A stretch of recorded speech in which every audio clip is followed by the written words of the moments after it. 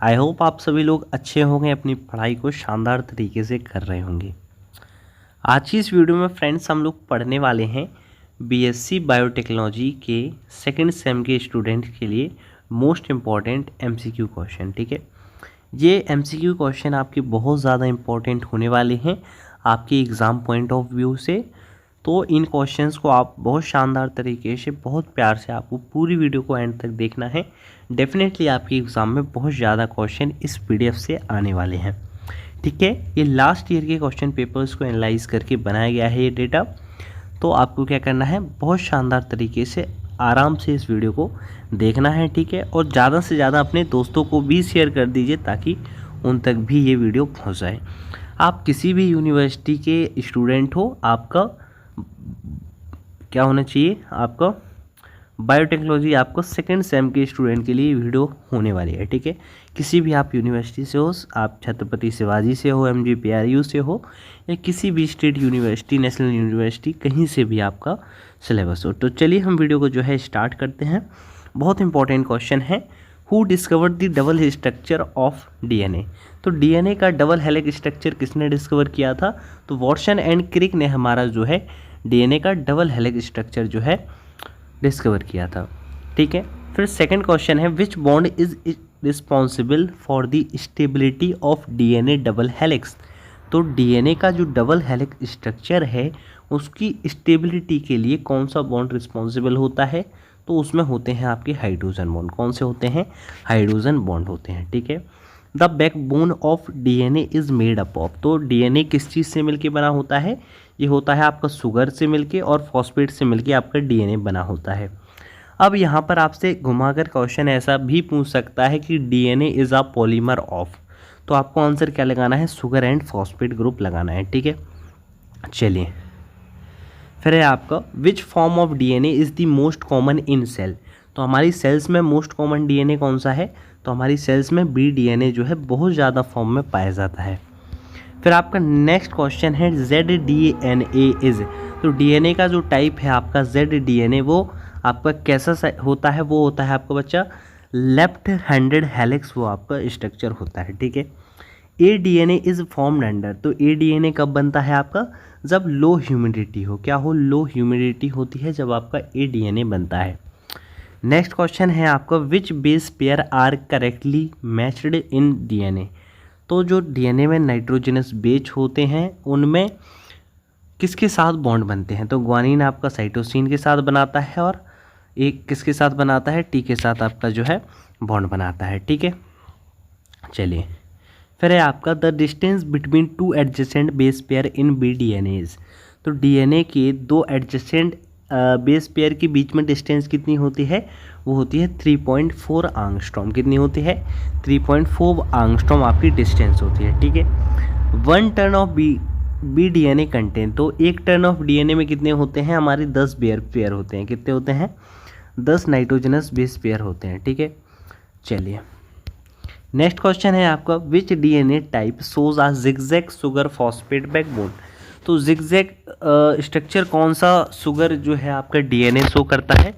तो जो आपका Z से आपको याद रखना है जिग, और Z से रहेगा आपका Z। तो आपका क्या हो जाएगा? ZDNA जो है ये शो करता है। नेक्स्ट क्वेश्चन है आपका, प्रोकैरियोटिक जीन आर मोस्टली। तो प्रोकैरियोटिक जीन कैसी होती है आपकी? पॉलीसिस्ट्रोनिक होती हैं। कैसी होती हैं? पॉलीसिस्ट्रोनिक होती हैं। फिर है आपकी यूकैरियोटिक जीन्स यूजुअली हैव। तो यूकैरियोटिक जीन के पास क्या होता है? स्प्लिट जीन्स होते हैं, और इनके पास इंट्रोन्स और एक्सोन्स होते हैं। क्या होते हैं? इंट्रोन्स होते हैं एज वेल एज एक्सोन्स होते हैं। फिर है आपका, a gene compost of multiple coding region is called. एक ऐसा जीन जिसमें बहुत ज़्यादा मल्टीपल कोडिंग रीजन है उसको हम क्या कहते हैं? उसको हम स्प्लिट जीन कहते हैं। क्या कहते हैं? स्प्लिट जीन कहते हैं। और स्प्लिट जीन किस में पाया जाता है? यूकैरियोटिक में पाया जाता है। हमने लास्ट MCQ में ही देखा है ये। ठीक है, चलिए, what is the function of promoter region in a gene. तो प्रोमोटर क्या कम करता है? देखिए, आपका कोई भी जीन है, अगर उसको ट्रांसक्रिप्शन प्रोसेस जैसे जीन करता है, तो जीन की ट्रांसक्रिप्शन प्रोसेस को आपकी इनिशिएट करने के लिए आपका प्रोमोटर वर्क करता है। ठीक है, चलिए, तो क्या करता है? आपका ऑप्शन नंबर B करेक्ट हो जाएगा, इनिशिएट ट्रांसक्रिप्शन। फिर है आपका विच of the following enhance transcription rate, तो ट्रांसक्रिप्शन की रेट को कौन सा चीज़ इन्हेंस कर देती है, बढ़ा देती है। तो इन्हेंसर जो होते हैं ये आपकी ट्रांसक्रिप्शन रेट को जो है बढ़ा देते हैं, ठीक है। फिर है आपका एनहेंसर कैन बी लोकेटेड, तो एनहेंसर कहाँ पर हो सकते हैं, तो एनहेंसर कहीं पे भी हो सकते हैं, अपस्ट्रीम या फिर डाउनस्ट्रीम ऑफ अ जीन, ठीक है।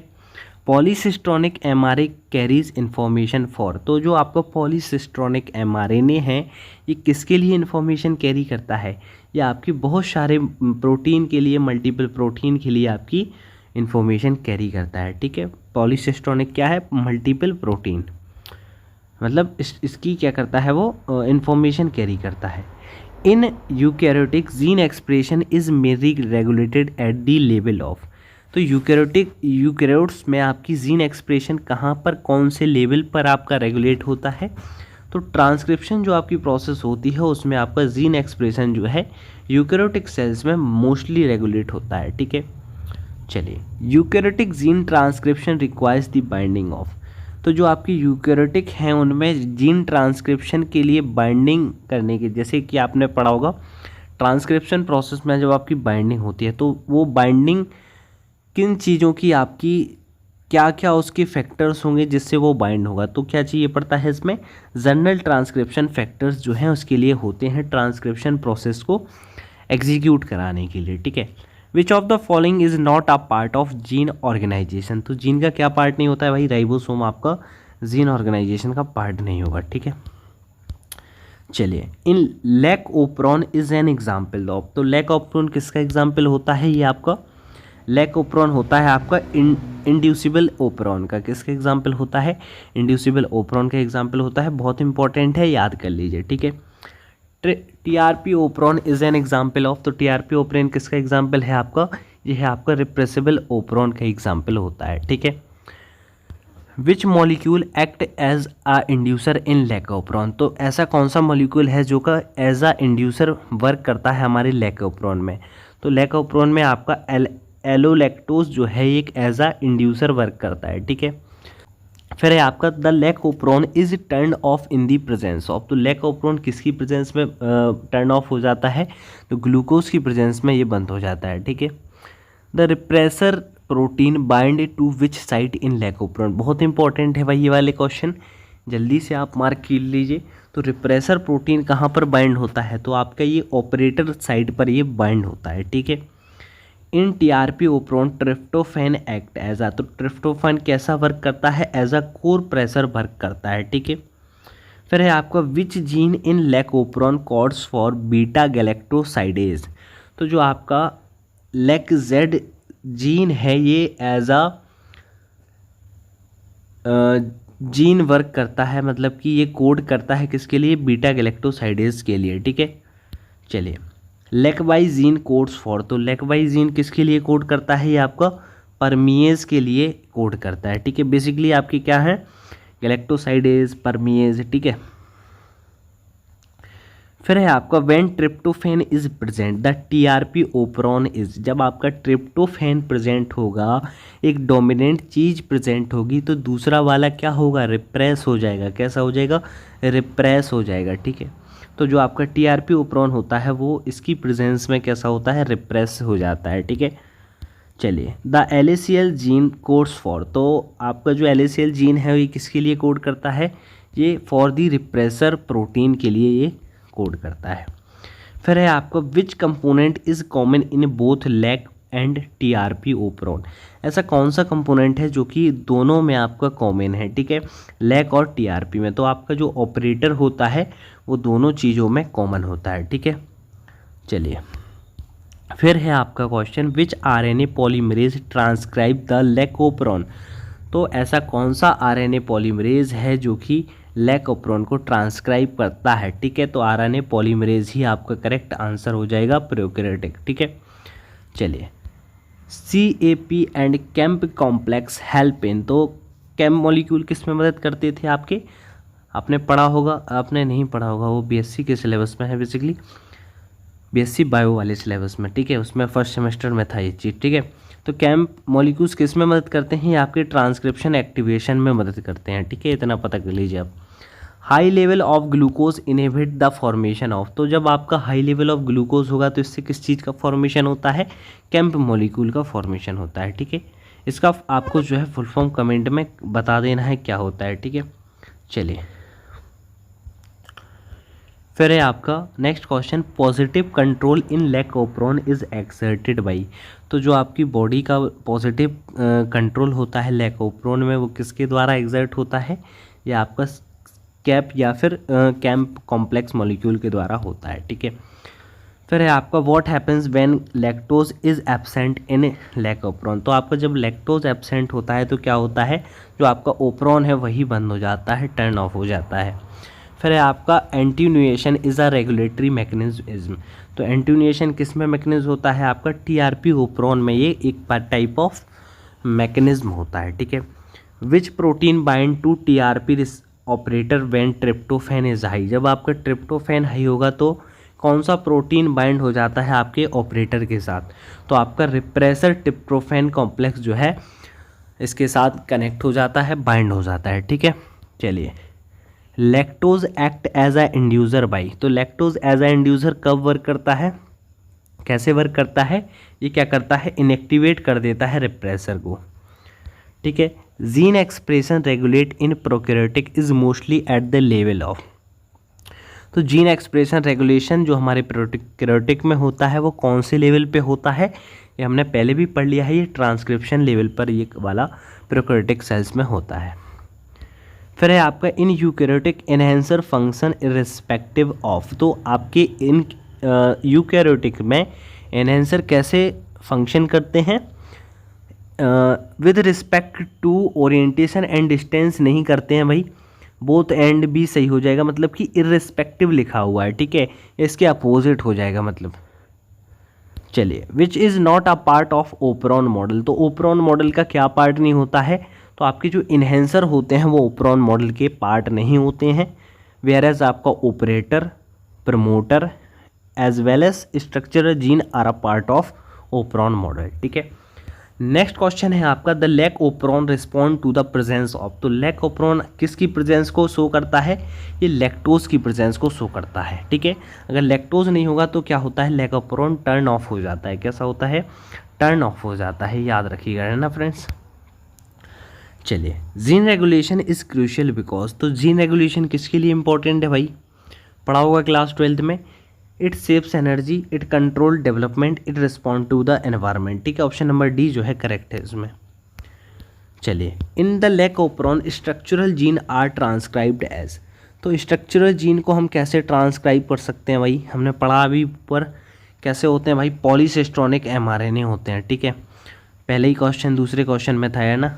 The term operon was first you'd by, तो जो आपका यानी कि टर्म है ओपरॉन, ये किसके द्वारा सबसे पहले यूज़ किया गया था, ये यूज़ किया गया था आपका जैकब एंड मेनोड के द्वारा आपका द टर्म ओपरॉन यूज़ किया गया था भाई, मोस्ट इम्पॉर्टेंट है, इसको ज़रूर से पढ़ना। ठीक है, which of the following is not a type of DNA, तो आपका जो FDNA होता है भाई ये कोई भी टाइप का DNA नहीं होता है। ठीक है, फिर है आपका next question, gene regulation in eukaryotic is more complex due to, तो यूकैरियोटिक में आपके यूकैरियोट्स में आपकी जीन रेगुलेशन ज़्यादा कॉम्प्लेक्स क्यों है भाई, क्योंकि इनके पास क्या होता है, क्रोमेटिन स्ट्रक्चर होता है, इनमें स्प्लाइसिंग होती है और इनमें मल्टीपल रेगुलेटरी प्रोटीन प्रेजेंट होते हैं, तो आपका ऑप्शन नंबर जो डी है वो करेक्ट हो जाएगा। ठीक है, डी ऑप्शन आपका इसमें करेक्ट है। ठीक है, फिर है आपका 49th वाला क्वेश्चन जिसमें आपको क्या है, विच sequence is present in both prokaryotic and eukaryotic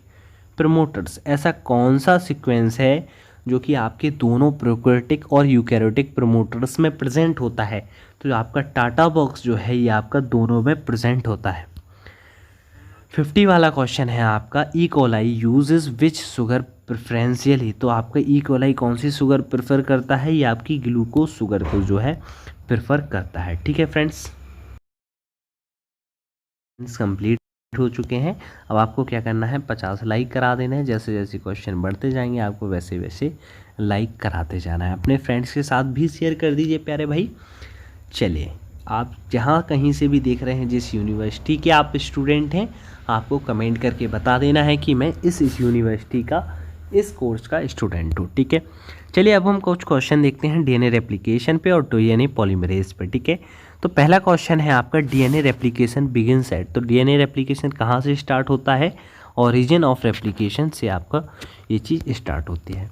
which enzyme is responsible for unbinding of DNA helix. तो डीएनए का जो हेलिक्स स्ट्रक्चर है, अगर उसको अनबाइंड करना है, उसकी रस्सियों को खोलना है, उसकी चेन को खोलना है, तो कौन सा एंजाइम रिस्पॉन्सिबल होगा? तो आपका कौन सा होगा? हेलिकेज एंजाइम जो है इसके लिए रिस्पॉन्सिबल होगा। ठीक है, in eukaryotic DNA replication occur during. तो डीएनए रेप्लिकेशन कब होती है भाई? एस फेज में आपकी जो है डीएनए रेप्लिकेशन होती है। Which enzyme relieve super coiling during replication. तो ऐसा कौन सा एंजाइम है जो कि रेप्लिकेशन के टाइम पे सुपर कॉइलिंग को रिलीव करता है? तो वो है आपका टोपोआइसोमरेज। ठीक है, कौन सा हो जाएगा? Option number C. फिर है आपका DNA polymerase third function primary in. तो डीएनए पॉलीमरेज थर्ड किस में फंक्शन करता है? ये आपका lagging strand synthesis in prokaryotes में मदद करता है। ठीक है, prokaryotes. What is the role of primase in replication. तो प्राइमेज का क्या वर्क होता है भाई? ये क्या करता है? आरएनए प्राइमर्स को ऐड करता है। In eukaryote DNA polymerase alpha synthesise RNA and DRNA. तो आपका जो डीएनए पॉलीमरेज अल्फा है वो क्या करता है? आरएनए और डीएनए प्राइमर्स को सिंथेसाइज करता है। ठीक है, Okazaki fragments are associated both. बहुत इंपॉर्टेंट है भाई, पिछले साल के पेपर्स उठा के देख लेना, वहाँ पर पूछा गया है। तो ओकाज़ाकी फ्रेगमेंट किसके साथ एसोसिएट हैं आपके? या आपकी लेगिंग स्ट्रैंड जो होती है उसके साथ ये टर्म एसोसिएट है। ठीक है, which polymerase has 3 to 5 exonuclease activity. तो किस पॉलीमरेज के पास 3 to 5 आपकी एक्सोन्यूक्लियस एक्टिविटी होती है? ठीक है, तो इसका ऑप्शन नंबर डी सही है, बोथ ए एंड बी, यानी कि DNA polymerase first as well as third. ठीक है, अब है आपका the first step in initiation of replication is. तो जब रेप्लिकेशन स्टार्ट होती है तो फर्स्ट स्टेप क्या होता है? तो डीएनए की अनबाइंडिंग होती है, उसकी अनकॉइलिंग होती है। ठीक है, चलिए यहाँ पर हमारे 60 क्वेश्चन जो है कंप्लीट हो चुके हैं। यहाँ पर हमने पार्ट 1 जो है डिस्कस कर लिया है। नेक्स्ट वीडियो में हम पार्ट 2 को जो है डिस्कस करेंगे, तो वीडियो को एंड तक ज़रूर देखना। मिलते हैं आपसे नेक्स्ट वीडियो में, जब तक के लिए जय हिंद जय भारत। वीडियो को ज़रूर से आपको देखना है, प्लेलिस्ट जो है मैं अपडेट कर देता हूँ, तो वहाँ पर आपको प्लेलिस्ट ये पूरी बन जाएगी बायोटेक्नोलॉजी की, तो आप वहाँ से जाकर देख सकते हैं। ठीक है फ्रेंड्स, चलिए अब हमारा नेक्स्ट क्वेश्चन है duplication is slower compare to prokaryotic replication. यानी कि जो यूकैरियोटिक्स में आपकी रेप्लिकेशन होती है वो हमारी कैसी होती है? स्लो होती है as compared to prokaryotic replication. फिर आपका नेक्स्ट क्वेश्चन है प्रोकैरियोट्स यूजुअली हैव। तो प्रोकैरियोट्स के पास क्या होते हैं? हमारे वन ओरिजिन ऑफ रेप्लिकेशन होते हैं। ठीक है, फिर है आपका eukaryotic replication origin are activated in are regulated manner by. तो यूकैरियोटिक रेप्लिकेशन किसके द्वारा आपके एक्टिवेट होते हैं? तो ये होते हैं आपके साइक्लिन CDK कॉम्प्लेक्स के द्वारा ये रेगुलेट होते हैं, एक्टिवेट होते हैं। ठीक है, which of the following protein keeps DNA strand apart. इनमें से ऐसा कौन सा प्रोटीन है जो कि डीएनए के स्ट्रैंड को बनाए रखता है अपार्ट? ठीक है, मतलब कि जो कि डीएनए के स्ट्रैंड में मदद करता है बेसिकली उसको स्ट्रक्चर प्रोवाइड करने में, तो वो होते हैं आपके SSB प्रोटीन। कौन से होते हैं? SSB प्रोटीन होते हैं। रेप्लिकेशन इज तो रेप्लिकेशन क्या है आपका? Option number C, that is semi conservative होता है ये प्रोकैरियोट्स में और यूकैरियोट्स में। ठीक है, चलिए the direction of replication is always. तो रेप्लिकेशन की डायरेक्शन कैसी होती है? 5' to 3' होती है आपकी replication direction. DNA ligase is needed to. तो डीएनए लाइगेज से क्या करते हैं हम? ओकाज़ाकी फ्रेगमेंट्स को कनेक्ट करते हैं। ठीक है, चलिए which eukaryotic DNA polymerase is involve in leading strand synthesis. ऐसा कौन सा यूकैरियोटिक डीएनए पॉलीमरेज है जो कि स्ट्रैंड्स डीएनए के स्ट्रैंड के सिंथेसिस में मदद करता है? तो वो है आपका इप्सिलन। ठीक है, थोड़ी प्रोनाउंसिएशन में दिक्कत होती है तो रुक कर पढ़ लिया करो, मुझे भी होती है, कोई दिक्कत वाली बात ऐसी है नहीं, ठीक है। कौन सी है आपकी? इप्सिलन, ठीक है, डी करेक्ट हो जाएगा। फिर है आपका which enzyme remove DNA primer, तो कौन सा एंजाइम है जो कि डीएनए प्राइमर्स आरएनए प्राइमर्स को रिमूव करता है? तो वो है आपका डीएनए पॉलीमरेज 1, ठीक है। उल्टा है, आरएनए को क्या करेगा? डीएनए पॉलीमरेज जो है रिमूव करेगा। फिर है what regulate the timing of origin firing in the cell cycle, तो ऐसी कौन सी चीज़ है जो कि रेगुलेट करती है टाइमिंग ऑफ ओरिजिन की, ठीक है। तो जो साइकिल में हमारी ये रेगुलेट करती हैं वो है आपके CKD एसिड, ठीक है। फिर द रेप्लिकेशन फॉर्क मूव्स, तो जो रेप्लिकेशन फॉर्क है वो कैसे मूव करता है? ये मूव करता है आपका अवे फ्रॉम दी ओरिजिन। कैसा करता है? Away from the origin. फिर है आपका eukaryotic chromosome have multiple origin because, तो यूकैरियोटिक क्रोमोसोम के पास मल्टीपल ओरिजिन क्यों होते हैं भाई? इसका रीज़न क्या है? ताकि ये रेप्लिकेशन की स्पीड को बढ़ा सकें, ठीक है, to speed up replication. Which of the following is not are DNA polymerase in eukaryotes, तो यूकैरियोट्स में कौन सा डीएनए पॉलीमरेज नहीं है? आपका पॉलीमरेज 3 आपका इसका टाइप नहीं है, ठीक है। DNA replication is by directional L, तो डीएनए रेप्लिकेशन बाई डायरेक्शनल किस में रहती है? ये हमारी बोस में होती है, यानी कि यूकैरियोट्स में और प्रोकैरियोट्स में। फिर है आपका which prokaryotic DNA polymerase removes RNA primer, इनमें से कौन सा प्रोकैरियोटिक डीएनए पॉलीमरेज है जो कि आरएनए प्राइमर को हटाता है? तो ये है आपका डीएनए पॉलीमरेज फर्स्ट, ठीक है। फिर है आपका which protein lead DNA helicase during initiation in prokaryote, तो इसका आपका करेक्ट आंसर हो जाएगा option number C, that is DNA C. The role of DNA A protein is to, तो डीएनए ए प्रोटीन का क्या रोल है? तो भाई ये क्या करते हैं? बाइंड करते हैं ओरिजिन साइट पर और रेप्लिकेशन को इनिशिएट करते हैं, स्टार्ट करते हैं। Eukaryotic replication origin is recognized by, तो यूकैरियोटिक रेप्लिकेशन ओरिजिन किसके द्वारा रिकॉग्नाइज होता है? ये आपका ORC यानी कि ओरिजिन रिकॉग्निशन कॉम्प्लेक्स के द्वारा ये रिकॉग्नाइज होता है। फिर है आपका टीलोमरेज एक्सटेंड्स, तो टीलोमरेज क्या एक्सटेंड करते हैं? टीलोमर्स को एक्सटेंड करते हैं, ठीक है। टीलोमरेज इज एक्टिव इन, तो टीलोमरेज किस में एक्टिव होते हैं? कैंसर और जर्म सेल में ये एक्टिव होते हैं, ठीक है।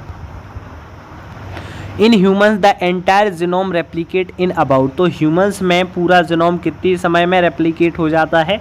8 घंटे में आपका पूरा जीनोम जो है रेप्लिकेट होता है। The role of MCM helicase in eukaryotic is to, तो MCM हेलिकेज का क्या रोल है भाई? तो ये क्या करते हैं? अनवाइंड करते हैं डीएनए को, ठीक है, डीएनए की कॉइलिंग को अनवाइंड करते हैं। Licensing of replication origin prevent, तो इसका करेक्ट आंसर क्या हो जाएगा? मल्टीपल राउंड ऑफ रेप्लिकेशन को हमारा ये प्रिवेंट करता है, बचाता है, यानी कि लाइसेंसिंग ऑफ रेप्लिकेशन। फिर है आपका the origin firing is triggered by phosphorylation of, तो जो ओरिजिन फाइबर है ये किसके द्वारा ट्रिगर होती है? किसके फॉस्फोराइलेशन से? तो MCM का जब आप फॉस्फोराइलेशन करते हो तो इससे ओरिजिन फाइबर फायरिंग ट्रिगर होती है, ठीक है। यूकैरियोटिक पॉलीमरेज वर्क्स ऑन, तो यूकैरियोटिक पॉलीमरेज किस पे वर्क करता है भाई? ये वर्क करता है आपका लैगिंग स्ट्रैंड पे, हमने ये पहले भी पढ़ा है, ठीक है। डीएनए सिंथेसिस रिक्वायर्ड, तो डीएनए सिंथेसिस क्या रिक्वायर करता है? क्या चीज़ पड़ती है? तो इसमें डीएनए टेम्पलेट चाहिए पड़ता है, प्राइमर्स चाहिए होते हैं और DNTPS चाहिए पड़ते हैं। The synthesis of the leading strand is, तो लीडिंग स्ट्रैंड के सिंथेसिस कैसा होता है? कंटिन्यूस होता है। कैसा होता है? कंटिन्यूस होता है। डीएनए लाइगेज फॉर्म, तो डीएनए लाइगेज क्या बनाता है भाई? फॉस्फोडाइएस्टर बॉन्ड्स बनाता है, ठीक है। ऑप्शन नंबर बी जो है करेक्ट हो जाएगा।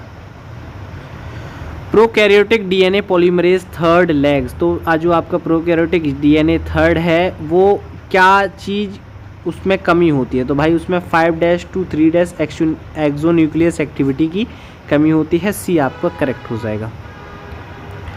फिर है DNA polymerase can only add nucleotide, तो डीएनए पॉलीमरेज कैसे न्यूक्लियोटाइड को ऐड करता है? To a free 3OH group, ये कहाँ पर अटैच करता है? 3OH वाली पोजीशन वाले ग्रुप पर अटैच कर देता है।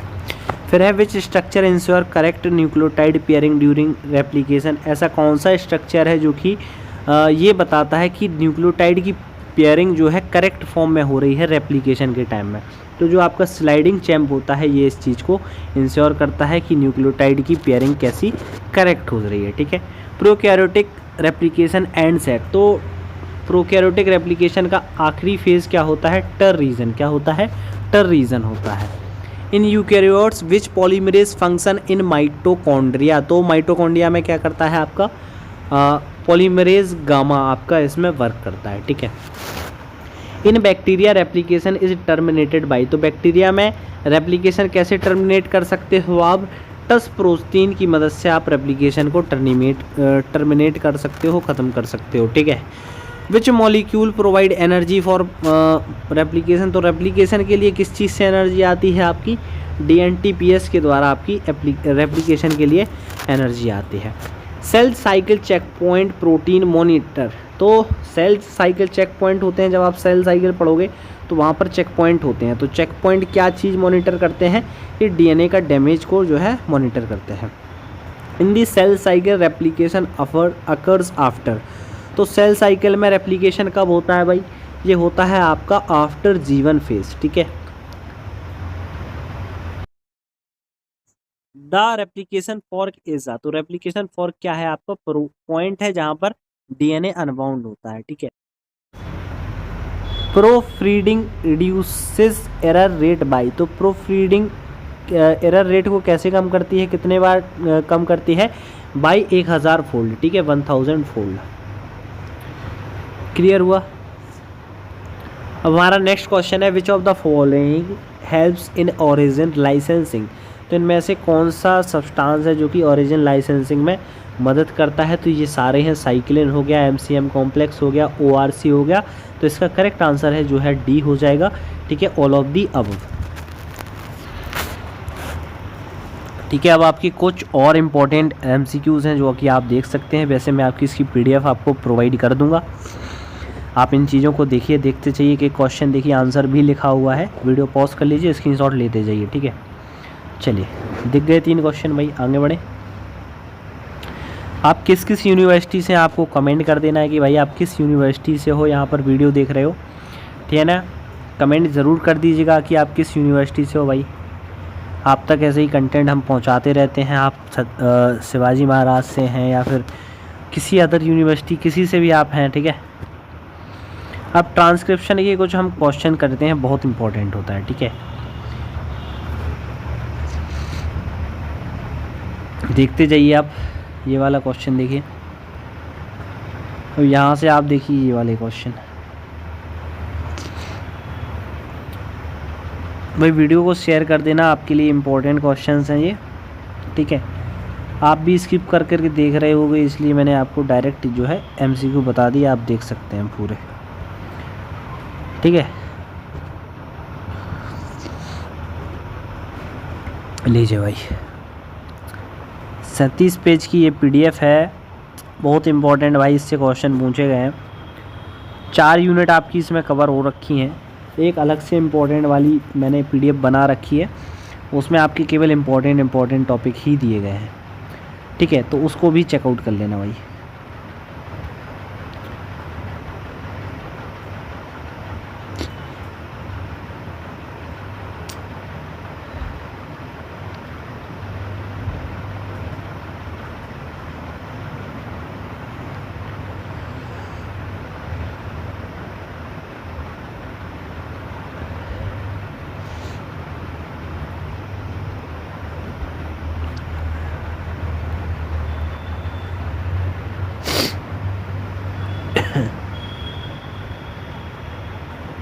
तो भाई यहाँ पर आपके क्वेश्चन जो है ख़त्म होने वाले हैं।